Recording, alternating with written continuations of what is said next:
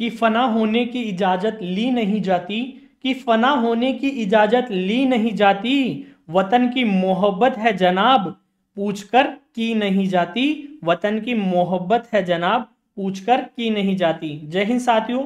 तो जैसा कि आपने न्यूज में देखा होगा, हमारे राजस्थान के एक वीर सपूत राइफलमैन मुकेश कुमार, जो कि नागौर जिले से थे, वो जम्मू कश्मीर के अंदर कुपवाड़ा के अंदर शहीद हो गए हैं। तो विराट परिवार की ओर से हम उन्हें श्रद्धांजलि अर्पित करते हैं, और इसके साथ साथ उनके परिवार को भगवान इस संकट को सहने की शक्ति दे, यही हमारी आशा है। तो जो 13 नवंबर को पेपर हुआ था, आर्मी जीडी का पेपर हमने अपलोड कर दिया था। इसके अलावा ट्रेडमैन का भी 8th पास और 10th पास का पेपर हुआ था, जिसके कुछ क्वेश्चन आए थे, लेकिन कुछ टेक्निकल प्रॉब्लम की वजह से हमारी क्लास क्या है, रिकॉर्ड नहीं हो पाई थी। तो आज ये क्लास रिकॉर्ड हो रही है, आपको शाम तक मिल जाएगी। अगर आप चैनल पे नए हैं तो चैनल को सब्सक्राइब कर दीजिए। इस क्लास में क्या करा है हमने, थोड़े जो ऑप्शन लिए हैं वो इस टाइप के लिए हैं कि आगे एग्जाम में वैसे पूछे जा सकते हैं, जीडी में भी पूछे जा सकते हैं। तो उसी के हिसाब से हमने क्या करा है, इनकी व्याख्या भी दी है, क्योंकि बच्चों ने कहा सर क्वेश्चन के साथ ही व्याख्या है, तो हमने क्वेश्चन के साथ ही व्याख्या डाली है। और इसकी जो पीडीएफ है वो हमारा टेलीग्राम चैनल है, जिसका लिंक डिस्क्रिप्शन में दिया हुआ है, वहाँ मिल जाएगी, आप जाके डाउनलोड कर लीजिएगा। तो चलिए क्लास को शुरू करते हैं। हमारा जो वो पहला क्वेश्चन आया था वो था कि वर्तमान में मुख्य चुनाव आयुक्त कौन है। तो ये इंपॉर्टेंट है, जीडी में भी ऐसा क्वेश्चन आ सकता है। जो 15 जनवरी का पेपर है अगला, बच्चे उसकी तैयारी कर रहे हैं तो उनके लिए भी क्लास इंपॉर्टेंट है। ऐसे क्वेश्चन उनके पास भी आ सकते हैं, इनमें से कुछ भी आ सकता है। तो देखिए इसके ऑप्शन दे रखे थे, ऑप्शन चेंज हो सकते हैं, आंसर सही है तो हमने ऑप्शन क्या है अपने हिसाब से भी हम सेट करते हैं, जिससे कि आगे ऐसा क्वेश्चन बन सकता है। जैसे पहला ऑप्शन हमने लिया वीएस रामादेवी, सुकुमार सेन, राजीव कुमार और सुशील चंद्रा। तो इसका जो राइट आंसर है वो राइट आंसर क्या है, राजीव कुमार। ऑप्शन सी क्या हो जाएगा, राइट आंसर हो जाएगा। यानी कि वर्तमान में मुख्य चुनाव आयुक्त कौन है, तो राजीव कुमार है।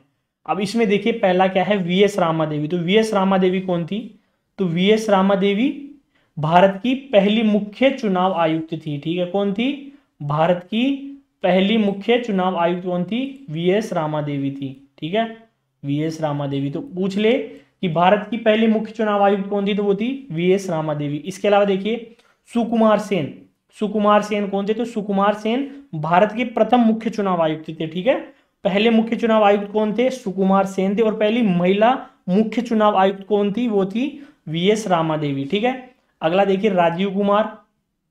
तो राजीव कुमार भारत के वर्तमान में यानी कि 25वें, देखिए 24 हो चुके हैं, 25वें मुख्य चुनाव आयुक्त हैं। अभी कौन से, ये भी पूछ सकता है कि राजीव कुमार कौन से चुनाव आयुक्त हैं, तो 25वें मुख्य चुनाव आयुक्त हैं। इनसे पहले कौन थे, सुशील चंद्रा थे, और वो कौन से थे, 24वें मुख्य चुनाव आयुक्त थे। कौन थे, सुशील चंद्रा। ठीक है, तो ये इंपॉर्टेंट है, आगे पूछ सकता है आपसे। तो आप क्या करिए, इनका एक बार पढ़ सकते हैं आपके, हाँ ऐसे ऐसे पूछ सकता है, इकलौती महिला कौन थी, पहले कौन थे, 25वें कौन थे। ठीक है, तो ऐसा क्वेश्चन आगे भी आ सकता है। ठीक है, नेक्स्ट क्वेश्चन देखिए, हिंद स्वराज पुस्तक के लेखक हैं। लगभग सभी बच्चों को पता है कि हिंद स्वराज पुस्तक के लेखक कौन है, महात्मा गांधी है। ठीक है, कौन है, महात्मा गांधी ने लिखी थी, बहुत सी किताबें लिखी थी, लेकिन ये उनकी क्या थी, प्रमुख कृति थी, यानी प्रमुख किताब थी इनकी, महात्मा गांधी की। कौन सी थी, हिंद स्वराज थी। ठीक है, अगला देखिए, तो इसमें देखिए लाला लाजपत राय, हमने पहला ऑप्शन लिया। तो लाला लाजपत राय की जो मुख्य कृति थी या किताब थी वो थी दुखी भारत, यानी अनहैप्पी इंडिया पुस्तक लिखी थी उन्होंने। कौन सी लिखी थी, अनहैप्पी इंडिया। जो मुख्य होती है ना, जैसे जो हाईलाइटेड होती है, तो वो कौन सी थी, दुखी भारत या अनहैप्पी इंडिया। इसके अलावा देखिए ये इंपॉर्टेंट है, इन्हें क्या कहा जाता था, तो लाला लाजपत राय को पंजाब केसरी कहा जाता था। क्या कहा जाता था, पंजाब केसरी। इंपॉर्टेंट है, इन्हें पंजाब केसरी भी कहा जाता था। ठीक है, अगला महात्मा गांधी, जो हमने बता दिया कि हिंद स्वराज थी। सुभाष चंद्र बोस, तो सुभाष चंद्र बोस की जो इंपॉर्टेंट बुक थी वो थी द इंडियन स्ट्रगल। कौन सी थी, द इंडियन स्ट्रगल। ठीक है, सुभाष चंद्र बोस की।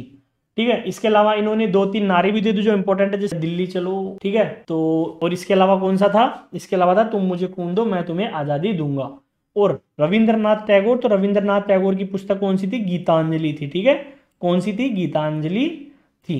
एक इंपॉर्टेंट जो मैंने आपको पहले भी बताया था कि रविंद्रनाथ को किसने दी थी, किसकी उपाधि दी थी, गुरुदेव की। तो गुरुदेव की उपाधि किसने दी थी रविंद्रनाथ टैगोर को, महात्मा गांधी ने दी थी। और गांधी जी को महात्मा की उपाधि किसने दी थी, रविंद्रनाथ टैगोर ने दी थी। ठीक है, इंपॉर्टेंट क्वेश्चन है ये, बन जाता है कभी कभी, ठीक है। तो नेक्स्ट क्वेश्चन देखिए, अगला क्वेश्चन है, ब्रिटिश सरकार ने कलकत्ता के बाद कहां अपनी राजधानी बनाई थी। इंपॉर्टेंट है ये भी कि कलकत्ता के बाद अपनी राजधानी कहां बनाई थी। इसका ऑप्शन गलत दे रखा है, सॉरी, इसमें जो आंसर हो जाएगा वो हो जाएगा दिल्ली, ठीक है। ऑप्शन सी राइट आंसर होगा, ठीक है। ऑप्शन सी क्या जाएगा, राइट आंसर हो जाएगा। व्याख्या में जो ऑप्शन दे रखा है वो गलत है, दिल्ली होगा।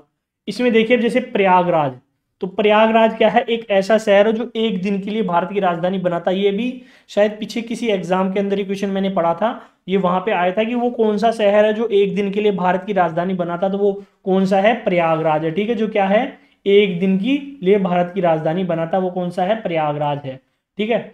और इंपोर्टेंट शिमला, तो शिमला में क्या है, ब्रिटिश शासन के दौरान शिमला भारत की ग्रीष्मकालीन राजधानी थी, यानी कि क्या होता था, गर्मियों की राजधानी कौन सी थी, शिमला थी, क्योंकि वो ठंडी रहती थी, तो इसलिए ग्रीष्मकालीन राजधानी कौन सी थी, ब्रिटिश शासन के दौरान शिमला थी, ठीक है। इसके अलावा देखिए तो 12 दिसंबर 1911 को ब्रिटिश सम्राट जॉर्ज पंचम ने देश की राजधानी कलकत्ता से बदलकर दिल्ली बनाने की घोषणा की थी। तो ये डेट याद रखिएगा, 12 दिसंबर 1911, और किसने की थी, ब्रिटिश सम्राट जॉर्ज पंचम ने, ठीक है। तो ये दो इंपॉर्टेंट फैक्ट है कि कलकत्ता से दिल्ली बनाने की घोषणा कब की गई थी, राजधानी बनाने की, तो 12 दिसंबर 1911 को, और किसके द्वारा की गई थी, तो ब्रिटिश सम्राट जॉर्ज पंचम के द्वारा की गई थी, ठीक है। अगला क्वेश्चन देखिए, फ्यूज तार बना होता है, तो फ्यूज तार किससे बना होता है, तो सीसा और टिन से बना होता है, ठीक है। किससे बना होता है, सीसा और टिन से। अगला है इसमें कि फ्यूज तार का गलनांक और प्रतिरोध दोनों ही कम होते हैं। इंपॉर्टेंट लाइन है ये भी, जो फ्यूज तार होता है उसका गलनांक और प्रतिरोध दोनों क्या होते हैं, कम होते हैं। टंगस्टन का प्रयोग विद्युत बल्ब बनाने में किया जाता है। इंपॉर्टेंट है, बहुत बार पूछ चुका है कि बल्ब बनाने में किसका प्रयोग किया जाता है, तो टंगस्टन का किया जाता है, ठीक है। किसका किया जाता है, टंगस्टन का किया जाता है। अगला है समाधि स्थल, इंदिरा गांधी की समाधि स्थल है, ये भी इंपॉर्टेंट है। तो देखिए हमने चार जो ऑप्शन लिए वो मोस्ट इंपॉर्टेंट लिए हैं, बहुत ही बड़े बड़े लोगों के, ठीक है। जैसे पहला है विजय घाट, तो विजय घाट भारत के पूर्व प्रधानमंत्री लाल बहादुर शास्त्री की समाधि स्थल है। कौन सा है, विजय घाट, याद रखिएगा, विजय घाट लाल बहादुर शास्त्री का क्या है, समाधि स्थल है। शक्ति स्थल, तो शक्ति स्थल किसका है, इंदिरा गांधी का, ठीक है। तो शक्ति स्थल का क्या हो जाएगा, राइट आंसर हो जाएगा। तो इंदिरा गांधी का कौन सा है समाधि स्थल, शक्ति स्थल है। इसके बाद देखिए राजघाट, तो राजघाट किसका है, तो आपको पता होगा राष्ट्रपिता महात्मा गांधी का, ठीक है। किसका है, महात्मा गांधी का जो समाधि स्थल है वो कौन सा है, राजघाट है। इसके बाद है किसान घाट, तो जो हमारे किसान नेता थे चौधरी चरण सिंह, उनका समाधि स्थल क्या है, किसान घाट है, ठीक है। किसान घाट किसका है, चौधरी चरण सिंह, जो कि क्या थे, भारत के प्रधानमंत्री रह चुके हैं पहले, तो वो क्या थे, क्या है वहां पे उनकी जो समाधि स्थल है वो कहाँ पे है, किसान घाट में। नेक्स्ट देखिए, विधानसभा अध्यक्ष का चुनाव कौन करता है। इंपॉर्टेंट क्वेश्चन है, अच्छा क्वेश्चन है, बिल्कुल लॉजिकली सोचते हैं। तो विधानसभा अध्यक्ष का चुनाव कौन करते हैं, जो विधानसभा के सदस्य होते हैं वो ही क्या करते हैं, विधानसभा के सदस्य ही विधानसभा अध्यक्ष का चुनाव करते हैं। अगला है श्रीलंका की राजधानी, इसमें बच्चों ने बहुत गड़बड़ करी है, बहुत से बच्चों ने इसका क्या करा, आंसर कोलंबो करा है, जो कि बिल्कुल गलत है। इसका जो राइट आंसर है वो है श्री जयवर्धनपुरा, ठीक है। जो श्रीलंका की राजधानी है, प्रशासनिक राजधानी, वो श्री जयवर्धनपुरा ही है, ठीक है। अब देखिए काबुल, तो काबुल का है अफगानिस्तान का सबसे बड़ा शहर है और राजधानी भी है। शहर और राजधानी, सबसे बड़ा शहर भी वही है और राजधानी भी वही है। काबुल किसका है, अफगानिस्तान का। कोलंबो श्रीलंका का सबसे बड़ा शहर है, ठीक है। श्रीलंका क्या है, सबसे बड़ा शहर है। और ढाका कहाँ की, तो सबको पता है ढाका कहाँ की राजधानी है, बांग्लादेश की राजधानी है, ठीक है। बांग्लादेश की राजधानी, तो राजधानियां भी इंपॉर्टेंट है, आप इनको पढ़ लीजिएगा, इंपॉर्टेंट कुछ देशों की, जो मेन देश है उनकी। अगला देखिए, भारत का सर्वोच्च नागरिक पुरस्कार कौन सा है, इंपॉर्टेंट है ये भी। भारत रत्न, पद्म विभूषण, दादा साहब फाल्के अवार्ड और परमवीर चक्र। तो ये तो सबको पता है, भारत का सर्वोच्च नागरिक पुरस्कार कौन सा है, भारत रत्न है। यह सम्मान राष्ट्रीय सेवा के लिए दिया जाता है। इन सेवाओं में कौन कौन सी आती है, कला आती है, साहित्य आता है, विज्ञान आता है, सार्वजनिक सेवा और खेल शामिल है, ठीक है। तो इसके अंदर अगर आप कुछ आउटस्टैंडिंग करेंगे तो आपको भारत रत्न दिया जाएगा, ठीक है। इस सम्मान की स्थापना कब हुई थी, ये मोस्ट इंपोर्टेंट है कि भारत रत्न की स्थापना कब हुई थी, यानी कब चालू हुआ था, तो 2 जनवरी 1954, 2 जनवरी 1954 में भारत के तत्कालीन राष्ट्रपति श्री राजेंद्र प्रसाद द्वारा इसकी स्थापना की गई थी कि भारत का सर्वोच्च नागरिक सम्मान कौन सा होगा, भारत रत्न होगा। वो किन सेवाओं में दिया जाएगा, तो कला, साहित्य, विज्ञान, सार्वजनिक सेवा और खेल, ठीक है। इनमें जो क्या करेंगे, एक आउटस्टैंडिंग काम करेंगे, उनको क्या मिलेगा, भारत रत्न दिया जाएगा। ठीक है, अगला है पद्म विभूषण। तो पद्म विभूषण सम्मान भारत सरकार द्वारा दिए जाने वाला दूसरा, यानी कि भारत रत्न सबसे पहला है, दूसरा है पद्म विभूषण और तीसरा है पद्म भूषण। ठीक है, तो पद्म विभूषण दूसरा उच्च नागरिक सम्मान है जो देश के लिए असैनिक क्षेत्रों में बहुमूल्य योगदान के लिए दिया जाता है। असैनिक का मतलब सैनिक को छोड़कर बाकी क्षेत्रों में जो बहुमूल्य योगदान है उसके लिए दिया जाता है। ये सम्मान किसके द्वारा दिया जाता है, ये भी इंपॉर्टेंट लाइन है, किसके द्वारा दिया जाता है, भारत के राष्ट्रपति। और भारत रत्न भी किसके द्वारा दिया जाता है, राष्ट्रपति के द्वारा ही दिया जाता है। अगला है दादा साहब फाल्के अवार्ड। तो दादा साहब फाल्के पुरस्कार भारतीय सिनेमा का सर्वोच्च और प्रतिष्ठित पुरस्कार माना जाता है, यानी कि सिनेमा का जो सबसे प्रतिष्ठित और सर्वोच्च सम्मान है वो कौन सा है, दादा साहब फाल्के पुरस्कार। अगला है परमवीर चक्र। देखिए परमवीर चक्र भारत का सर्वोच्च शौर्य सैन्य अलंकरण है। ये कब मिलता है, तो दुश्मनों की उपस्थिति में उच्च कोटि की शूरवीरता एवं त्याग के लिए प्रदान किया जाता है। इसमें जो दुखद बात है वो ये है कि ज्यादातर स्थितियों के अंदर ये मरणोपरांत दिया जाता है, क्योंकि शहीद हो जाते हैं उसके बाद ज्यादातर परमवीर चक्र दिया जाता है, ज्यादातर में। ठीक है, ज्यादातर केसों में यही होता है। तो सेना में सबसे ऊंचा कौन सा होता है, परमवीर चक्र। सिनेमा में सबसे ऊंचा होता है दादा साहब फाल्के और नागरिक सम्मान में सबसे बड़ा कौन सा होता है, भारत रत्न होता है। ठीक है, तो इसका जो क्या आंसर हो जाएगा वो हो जाएगा ऑप्शन ए। नेक्स्ट क्वेश्चन है भारत का राष्ट्रीय खेल। देखिए इंपॉर्टेंट है, बच्चों को पता है, वैसे तो सिंपल से क्वेश्चन आए थे। तो हॉकी होता है भारत का, पहला है क्रिकेट। तो देखिए क्रिकेट कहाँ का राष्ट्रीय खेल, ऑस्ट्रेलिया का, इंग्लैंड और कनाडा, इनका क्या है राष्ट्रीय खेल, क्रिकेट है। शतरंज किसका है, रशिया का, यानी रूस का जो राष्ट्रीय खेल है वो क्या है, शतरंज है। और टेबल टेनिस रह गया, तो टेबल टेनिस किसका राष्ट्रीय खेल है, चीन का। ठीक है, चीन का राष्ट्रीय खेल क्या है, टेबल टेनिस है।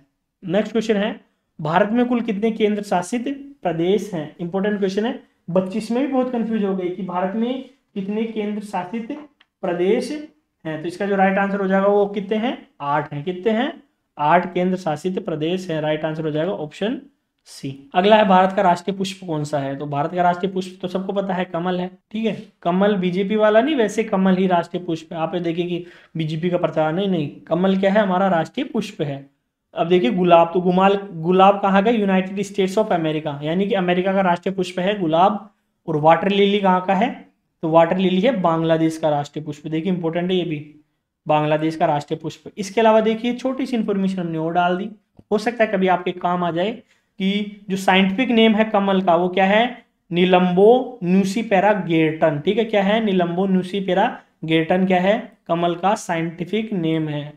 अजीब सा लग रहा है ना, साइंटिफिक नेम अजीब से ही लगते हैं। ठीक है, तो कमल क्या है, हमारा राष्ट्रीय पुष्प। अगला देखिए इंपॉर्टेंट है झीलों का। चिल्का झील कहाँ पर स्थित है, बिल्कुल बहुत से एग्जामों में लगातार बार बार यही पूछा जाता है। तो ये है उड़ीसा के अंदर। कहाँ पे है, उड़ीसा के अंदर। अब देखिए जम्मू कश्मीर, तो वूलर झील जो क्या है, मीठे पानी की भारत की सबसे बड़ी झील है, वो कहाँ पे है, जम्मू कश्मीर में है। और जम्मू कश्मीर में भी कहाँ पे है, बांदीपोरा में। और आप अगर गहरा देखें तो बांदीपोरा, वैसे तो इतना बहुत है आपके लिए कि जम्मू कश्मीर में है वूलर झील, लेकिन इससे भी और देखें तो जिला कौन सा है, बांदीपोरा जिला है, वहां पे है वूलर झील, जो भारत की सबसे बड़ी मीठे पानी की झील है। पूछ सकता है आपसे कि भारत की सबसे बड़ी मीठे पानी की झील कौन सी है, तो वूलर झील। और कहाँ पे स्थित है, तो जम्मू कश्मीर में। ठीक है, उड़ीसा में। तो भारत में के उड़ीसा राज्य में स्थित चिल्का झील खारे पानी की सबसे बड़ी झील। अब देखिए ये भी इंपॉर्टेंट है, खारे पानी की सबसे बड़ी झील है, कौन सी है, चिल्का झील है। ठीक है, अगला है राजस्थान। तो राजस्थान की सांबर झील को राजस्थान की साल्ट लेक भी कहा जाता है, जो भारत की सबसे बड़ी अंतर्देशीय नमक की झील है। देखिए क्या है, नमक की झील है, जिसको क्या कहा जाता है, राजस्थान की साल्ट लेक। कौन सी, सांबर झील को। ठीक है, नेक्स्ट क्वेश्चन है, इंपॉर्टेंट है, भी चल ही रहा होगा। फीफा विश्व कप 2022 किस देश में खेला जाएगा। तो चालू हो सका है, 20 नवंबर से खेला जा रहा है कतर के अंदर। तो इसका जो राइट आंसर हो जाएगा वो हो जाएगा कतर। ठीक है, अगला देखिए, जैसे 2026 का आपसे पूछ ले तो 2026 विश्व कप 23वां फीफा विश्व कप टूर्नामेंट होगा। कौन सा होगा, 23वां। 22 हो चुके हैं, 23वां होगा 2026 के अंदर। और इसकी मेजबानी कौन कर रहा है, कनाडा, मैक्सिको और संयुक्त राज्य अमेरिका, यानी यूनाइटेड स्टेट्स ऑफ अमेरिका। ठीक है, 3 देश मिलकर इसकी क्या कर रहे हैं, मेजबानी कर रहे हैं। तो हमें पूछ ले 2026 का कहाँ होगा, तो अमेरिका ऑप्शन में दे रखा होगा, तो अमेरिका। इसके अलावा एक इंपॉर्टेंट है कि फीफा का मुख्यालय कहाँ पे है, तो जूरिक में है। ठीक है, कहाँ पे है, इंपॉर्टेंट है, मुख्यालय यानी हेडक्वार्टर कहाँ पे है, तो जूरिक में। अगला देखिए, 1930 का फीफा विश्व कप पहला फीफा विश्व कप था जो उरुग्वे में कहा गया था। कहाँ खेला गया था? उरुग्वे में खेला गया था। ठीक है, तो पहला कब हुआ था? 1930 के अंदर हुआ था, जो उरुग्वे में खेला गया था, पहला ही पहला। ठीक है, हमारा अगला ऑप्शन क्या है? अगला ऑप्शन है और 22 फीफा वर्ल्ड कप 20 नवंबर 2022 से 18 दिसंबर 2022 तक कतर में खेला जाएगा, यानी खेला जा रहा है 20 नवंबर से, यानी कि चालू हो चुका है कतर के अंदर। ठीक है, अगला देखिए कि गाजर में कौन सा विटामिन होता है। इंपॉर्टेंट है क्वेश्चन, ये भी आपको पता होना चाहिए। तो गाजर में होता है विटामिन ए। कौन सा होता है? विटामिन ए, यानी ऑप्शन सी क्या हो जाएगा हमारा? राइट आंसर हो जाएगा। बाकी ऑप्शनों को देख लीजिए, तो देखिए विटामिन जो सी होता है किस में होता है? तो विटामिन सी होता है, वो होता है खट्टे रसदार फलों में। तो खट्टे रसदार फल कौन से हो गए? आंवला, नारंगी, संतरा, नींबू, टमाटर, यानी जितने भी खट्टे फल होते हैं रसदार, उसमें क्या होता है? रस होता है जिनमें, उनमें विटामिन सी पाया जाता है। विटामिन डी का आपको पता ही होगा, बोलते हैं ना विटामिन डी तो धूप, यानी कि जो धूप होती है सनलाइट, उसमें विटामिन डी का ये क्या है? एक अच्छा सोर्स है नेचुरल। इसके अलावा दूध हो गया, अनाज हो गया, जिनमें भी क्या होती है? विटामिन डी पाई जाती है। विटामिन बी, तो विटामिन बी हरे पत्तेदार सब्जियों के अंदर, केले के अंदर, अंडे के अंदर पाई जाती है विटामिन बी। ठीक है, तो डॉक्टर कहता है ना विटामिन बी की कमी होगी तो क्या करिए? हरी पत्तेदार सब्जियां खाइए। अगला देखिए, विटामिन बी से कमी से कौन से रोग होते हैं? इंपॉर्टेंट है ये भी कि विटामिन बी की कमी से कौन सा रोग होता है? तो बेरी बेरी। ठीक है, बी से बेरी बेरी याद रख लीजिए। विटामिन बी की कमी से कौन सा हो जाएगा? Beriberi. अब इसका भी किस विटामिन की कमी से होता है? तो ये देखिए, इसका भी होता है, वो किससे होता है? तो विटामिन सी की कमी से होता है। ठीक है, किससे? विटामिन सी की कमी से। और रिकेट्स हो गया, वो कौन से विटामिन की कमी से होता है? वो होता है विटामिन डी की कमी से। तो देखिए, अगर आप धूप में नहीं चलते हैं या बैठते हैं तो आपको रिकेट्स हो सकता है। अगला है रतौंधी, तो वो होता है विटामिन ए की कमी से। ठीक है, रात में देखने में दिक्कत होती है, रतौंधी बोलते हैं ना, तो वो किससे होती है? विटामिन ए से। तो इसका भी vitamin C, rickets vitamin D, रतौंधी होती है विटामिन ए की कमी से, और विटामिन बी की कमी से होती है बेरी बेरी। अगला क्वेश्चन मोस्ट इंपोर्टेंट और बहुत ही अच्छा क्वेश्चन है कि सबसे कठोर धातु कौन सी है? बच्चों ने गलती कर दी, हीरा लगा दिया। देखिए आप ये फर्क समझिए, वो अगर पूछे सबसे कठोर धातु कौन सी है तो वो प्लेटिनम है। ठीक है, प्लेटिनम सबसे कठोर धातु है। वो पूछे सबसे कठोर पदार्थ कौन सा है तो वो हीरा है। सबसे कठोर पदार्थ हीरा है, सबसे कठोर धातु प्लेटिनम है। इसमें डिफरेंस सीखिए, धातु और पदार्थ अलग अलग होते हैं ना कि एक ही होते हैं। ठीक है, तो धातु पूछ ले तो वो है प्लेटिनम। तो ऑप्शन बी क्या हो जाएगा? राइट आंसर हो जाएगा। अगला देखिए, मानव शरीर में कितनी मांसपेशियां होती है? तो 639 याद रख लीजिए, 639। ठीक है, 639 ये क्या होती है? मानव में मांसपेशियां होती हैं। कितनी होती है? 639। लास्ट क्वेश्चन हमारी क्लास का वो है प्रकाश संश्लेषण में होने वाले रंगों का क्रम। तो विबग्योर, बहुत आपको पता ही होगा, विबग्योर जो क्या बनाते हैं? इंद्रधनुष देखते हैं तो 7 रंगों से बनता है विबग्योर। ठीक है, तो हमारा राइट आंसर हो जाएगा ऑप्शन सी। ठीक है, तो ये कुछ क्वेश्चन थे, इंपॉर्टेंट थे, कुछ की हमने व्याख्या भी करी है। हो सकता है ऐसे क्वेश्चन नेक्स्ट एग्जाम में पूछे जाएं। अब हमारी क्लासेस रेगुलर रहेंगी। कुछ टेक्निकल प्रॉब्लम थी वो हमने क्या कर ली है? दूर कर ली है। तो आपको डेली बेसिस पे क्लासेस मिल जाएंगी। चैनल पे नए हैं तो चैनल को सब्सक्राइब कर दीजिए, वीडियो को लाइक कर दीजिए, शेयर कर दीजिए, और इसकी जो पीडीएफ है हमारे टेलीग्राम चैनल पे आपको मिल जाएगी, वहां से जाके डाउनलोड कर दीजिए। और एक बार फिर जो हमारे भारत का जो सपूत है, राजस्थान के नागौर का रहने वाला मुकेश कुमार, उसको हमारी तरफ से पूरे हिराड परिवार की ओर से शत शत नमन है। जय हिंद, जय भारत।